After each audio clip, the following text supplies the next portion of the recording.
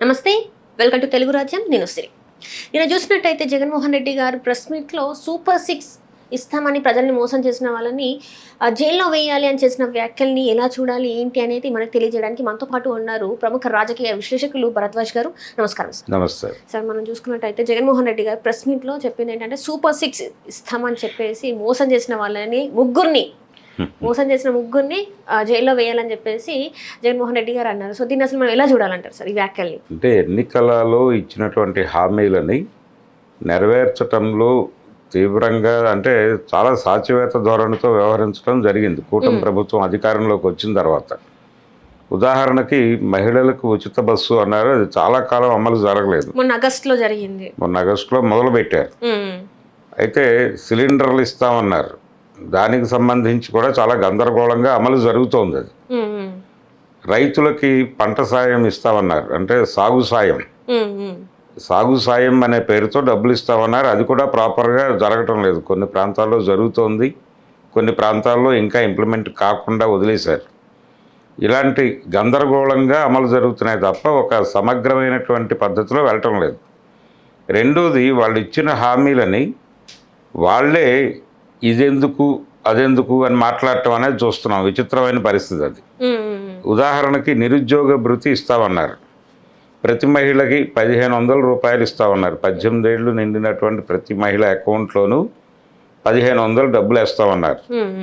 అది అమలు జరగటం లేదు, నిరుద్యోగ భృతి అమలు జరగటం లేదు. ఈ రెండిటి గురించి ఎవరైనా మాట్లాడితే మేము చాలా స్పష్టంగా ఇక్కడ పరిశ్రమలు తెస్తున్నాం కాబట్టి ఉపాధి అవకాశాలు కల్పించడం బెటర్ కదా, నిరుద్యోగ భృతి ఇవ్వటం కన్నా కూడా అది పర్మనెంట్ సొల్యూషన్ కదా, ఆ సొల్యూషన్ ఏర్పాటు చేయడానికి ప్రయత్నం చేస్తున్నటువంటి మా మీద నిరుద్యోగ భృతి ఇవ్వటం లేదు ఏమిటి అని గొడవ చేయటం తప్పు అని వాళ్ళే మాట్లాడుతున్నారు. తెలుగుదేశం నాయకులు మంత్రులే మాట్లాడుతున్నారు. అలాగే ఈ మహిళకి 1500 కూడా దాంతో లింక్ చేసి మాట్లాడుతున్నారు. మీకు ఏదో విధమైనటువంటి ఒక ఎంప్లాయ్మెంట్, ఒక ఆదాయ మార్గం మేము చూపిస్తాం, మీరు సెల్ఫ్ సస్టైన్ అవ్వండి, సంపద మీరు సృష్టించండి అని చెప్తున్నాడు ఆయన, చంద్రబాబు గారు. ఈ సంపద సృష్టించటం అనే మాట చాటున ఆయన సంక్షేమ పథకాలన్నింటినీ ఎగ్గొట్టేటువంటి ప్రయత్నం చేస్తున్నాడు. అంటే సంపద సృష్టించటం అనే పదాన్ని ఎట్లా అర్థం చేసుకోవాలి మనం? ఇది పరుగు పందెం వ్యవస్థ. మార్కెట్ ఎకానమీ అంటే పరుగు పందెం వ్యవస్థ.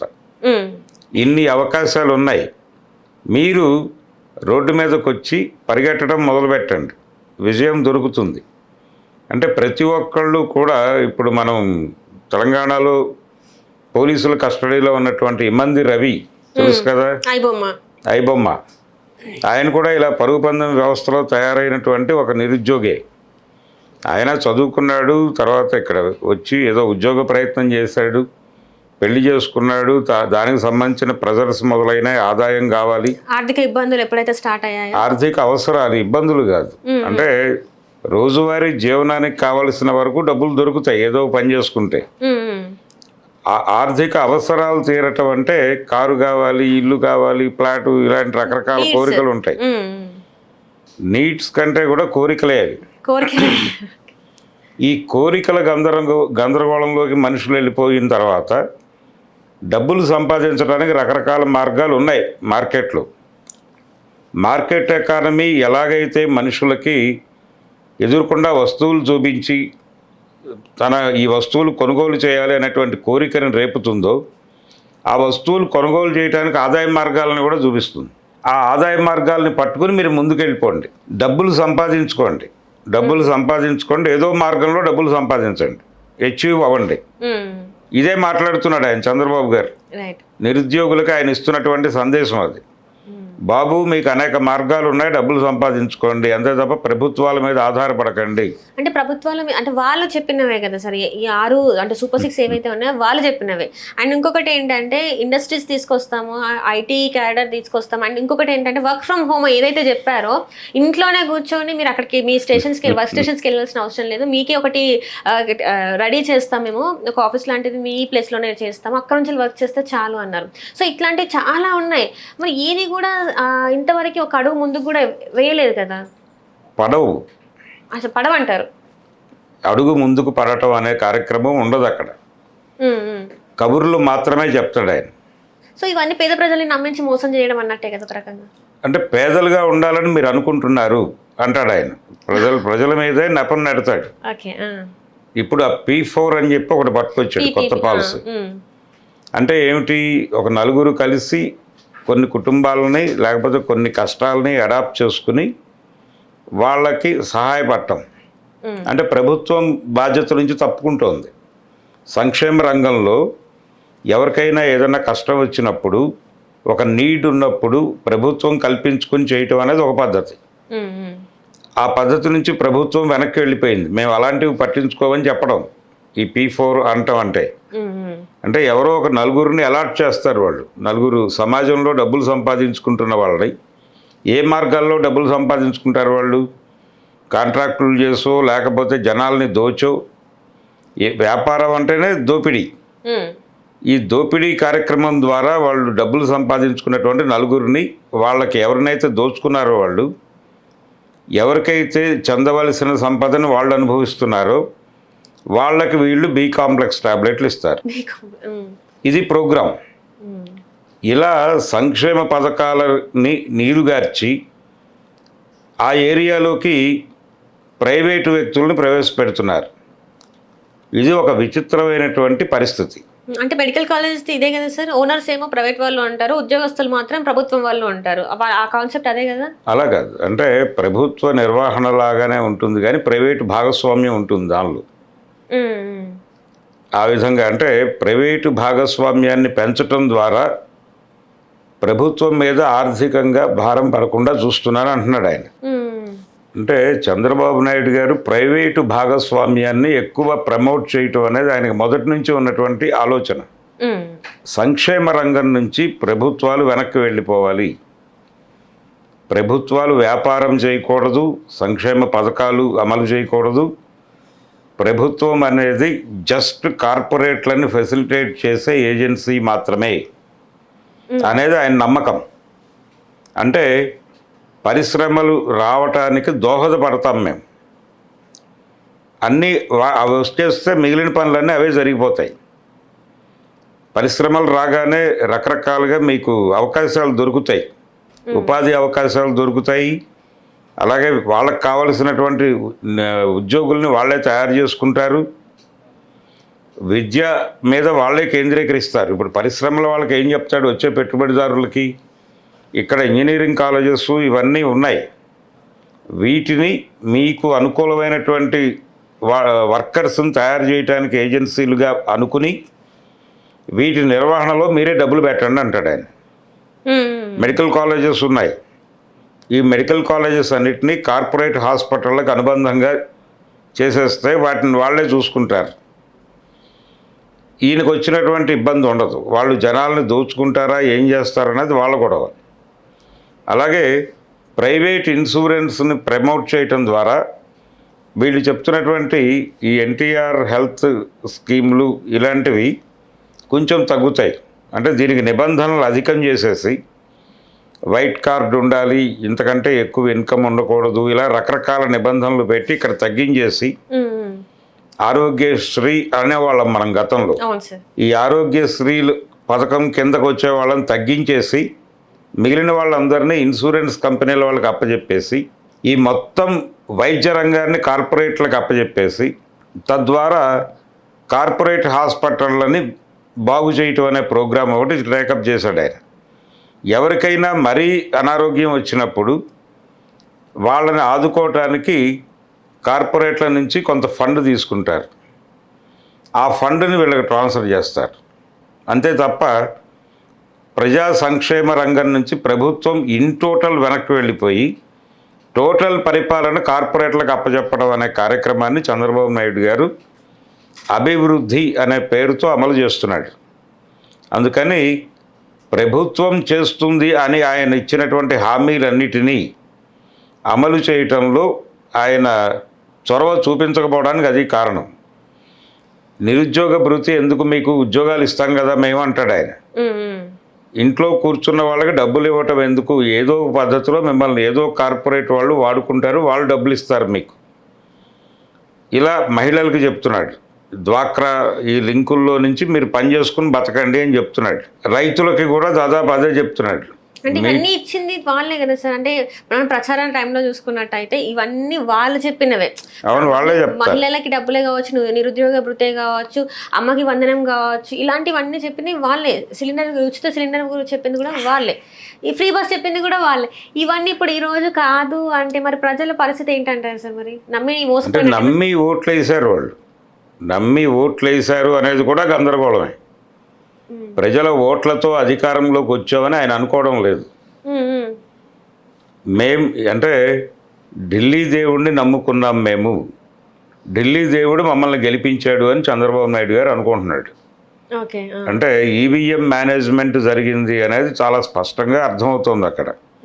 అంటే ఓటర్ రహిత ఎన్నికలు జరిగాయి కాబట్టి ఈ గెలుపు ప్రజల వలన రాలేదు మాకు. అందుకని ప్రజల గురించి మేము ఎందుకు కాన్షియస్గా పట్టించుకున్నట్టు నటిస్తే సరిపోతుంది. అందుకని ప్రతి పథకానికి ఒక 6 నెలలు, 7 నెలలు, 9 నెలలు, సంవత్సరం ఇలా టైమ్స్ పెట్టేసి అమలు చేస్తున్నట్టుగా నటిస్తూ అలా కాలక్షేపం చేస్తూ ఈలోపు వాళ్ళకి ఇతర అబద్ధాలు చెప్తున్నారు. ఇతర అబద్ధాలు అంటే మీకు రాజధానిలో రైల్వే స్టేషన్ కడుతున్నాం ఇన్ని ఎకరాల్లో కాబట్టి అదంతా బోల్డ్ వ్యాపారం, ఒక బిజినెస్ కారిడార్ ఏర్పడుతుంది. అందుకని చంద్రబాబు నాయుడు గారు రకరకాల పద్ధతుల్లో ప్రజలకు అబద్ధాలు చెప్పడంలో ఆయన చాలా గొప్ప అందవేసిన చెయ్యి. నెపం జలం మీద వేస్తాడు ఆయన. అంటే మీరు సంపద సృష్టించటంలో భాగస్వాములు కావడం లేదు అని చెప్తాడు. ప్రైవేటు రంగాన్ని ప్రోత్సహించటము అంటేనే పరుగు పందెం వ్యవస్థలోకి జనాల్ని తీసుకురావడం. ప్రతి ఒక్కళ్ళకి అవకాశం ఉంది ఇక్కడ, ప్రతి ఒక్కరూ కూడా పోటీ పడండి. అంటే పోటీలోకి ప్రతి ఒక్కరూ వచ్చి ఆ పోటీలో పాల్గొని డబ్బులు సంపాదించుకోండి. అంటే చంద్రబాబు నాయుడు గారు ఎలా వచ్చారు రాజకీయాల్లోకి? ఆయనే రోల్ మోడల్ అని ఆయనే చెప్పుకుంటాడు. అంటే ఆయన ఎక్కడో చిత్తూరు జిల్లాలో కుప్పం ఆ ఏరియా నుంచి వచ్చాడు, ఆయన నారావారిపల్లె నుంచి వచ్చాడు. ఆ నారావారిపల్లెలో ఆయనకి కొంత భూమి ఉంది, వాళ్ళ కుటుంబానికి ఏదో చిన్న వ్యాపారం ఉంది, చిన్నపాటి వ్యాపారమే, కొంచెం స్తోమత ఉన్నటువంటి కుటుంబం. అక్కడి నుంచి ఆయన ఇక్కడికి వచ్చాడు, వెంకటేశ్వర యూనివర్సిటీకి వచ్చాడు. అక్కడ చదువుకుంటూ నెమ్మదిగా రాజకీయాల్లోకి వచ్చి ఈ రోజున ఒక పెద్ద ఎంపైర్ని క్రియేట్ చేయగలిగాడు. ఆయన అవకాశాలు అందిపుచ్చుకుంటూ వెళ్ళాడు. మంచి స్కీమర్ ఆయన.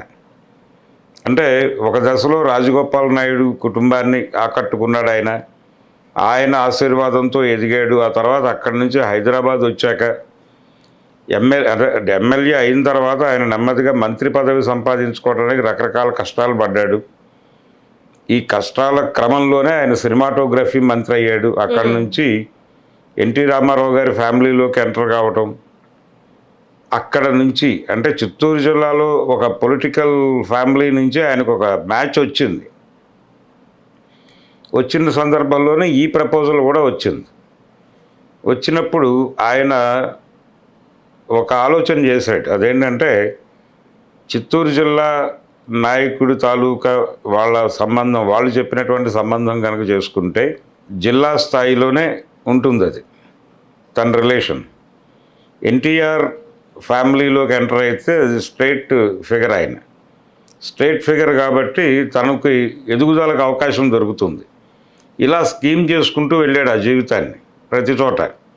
ఇలా మీరు స్కీమ్ చేసుకుంటూ వెళ్ళండి, ఆటోమేటిక్గా ప్రతి ఒక్కరూ ఎదుగుతారు. అవకాశాలు ఉన్నాయి ఇక్కడ.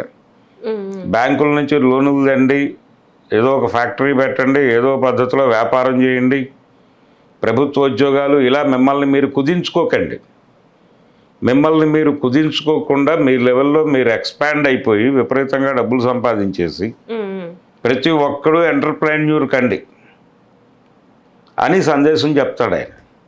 సంపాదించుకోపోవటం మీ తప్పు. అంటే పేదవాడిగా పుట్టడం తప్పు కాదు, పేదవాడిగా చచ్చిపోవటం అనేది మీ తప్పే. పేదవాడిగా పుట్టడం మీ తప్పు కాదు, పేదవాడిగా చనిపోవడం మీ తప్పే.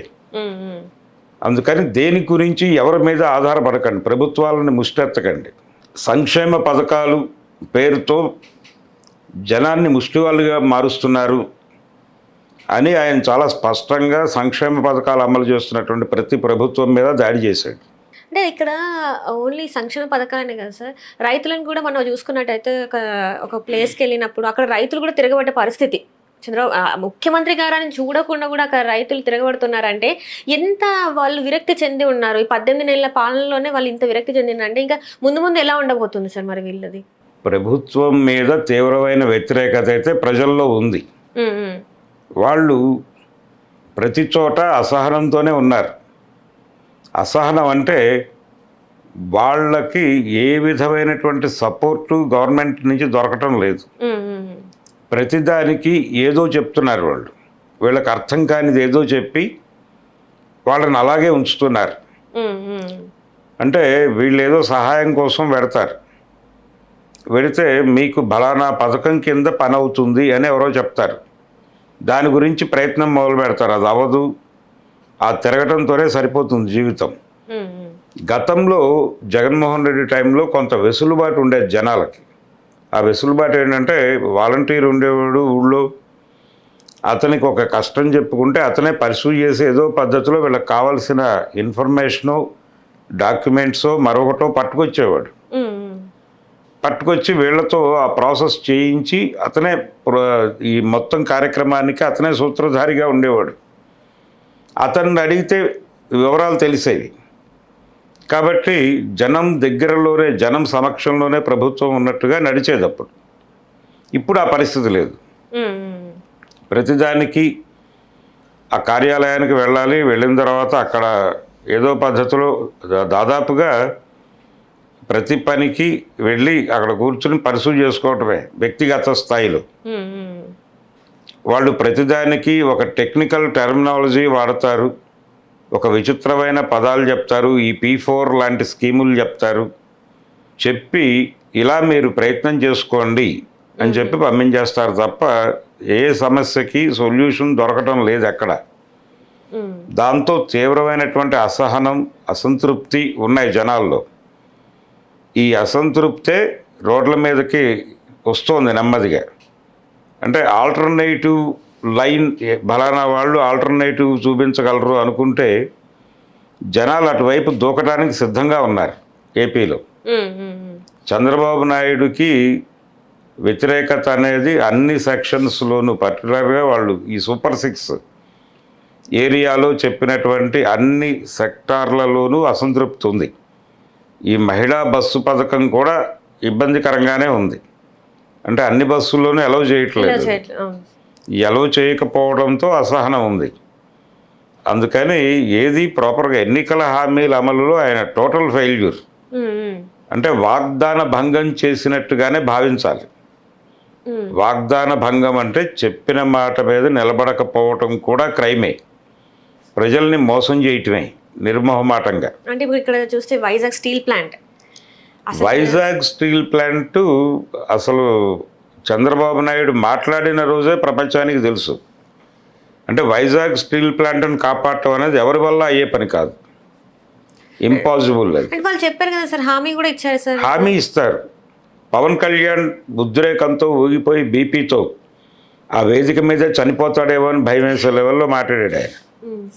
ఒక్కసారి ఆ పాత వీడియోల్లోకి వెళ్ళి చూస్తే Vizag steel plant privatization Pawan Kalyan అని కొడితే ఒక వీడియో వస్తుంది. చాలా ఆవేశంగా మాట్లాడతాడు ఆయన. ఆ ఆవేశం చూసి జనాలకి భయం వేసి ఇతను ఉంటే చాలు, ఆ స్టీల్ ప్లాంట్ లేకపోయినా పర్వాలేదు అనే మూడ్లోకి వెళ్ళిపోయారు. అటువంటి పవన్ కళ్యాణ్ ఇప్పుడు మాట్లాడు దాని గురించి. ఒక్కసారి కూడా అసలు ఒక ప్రెస్ మీట్ కూడా పెట్టలేదు సార్ ఇప్పటి వరకు చూసుకున్నట్టయితే. ఆ రోజు ఇప్పుడు దాన్ని అది స్కెలిటన్ మాత్రమే ఉంది, లోపల ఉపాంగాలన్నీ కూడా నెమ్మదిగా ప్రైవేటైజ్ అవుతూ వస్తున్నాయి.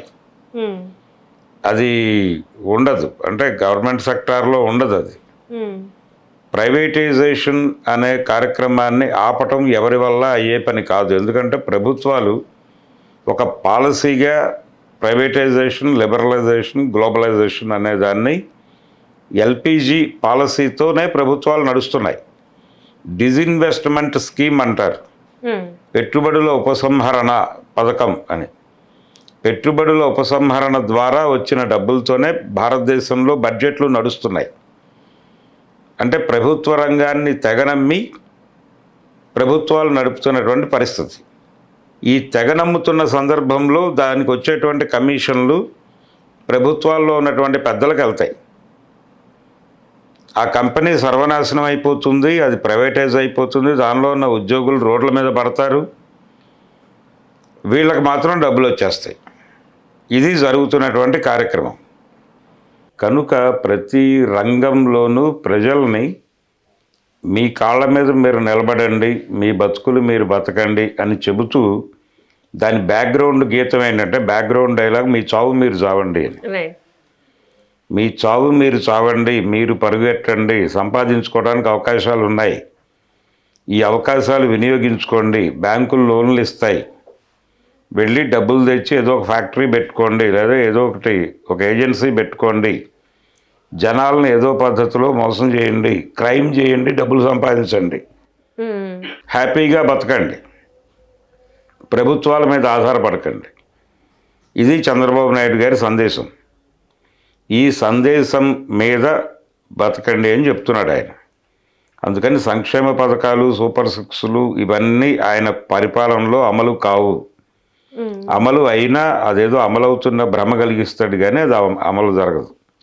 అంటే అంతిమ లబ్ధిదారుడి దాకా దాని విచారం అది ప్రతి పథకంలోనూ కనిపిస్తోంది.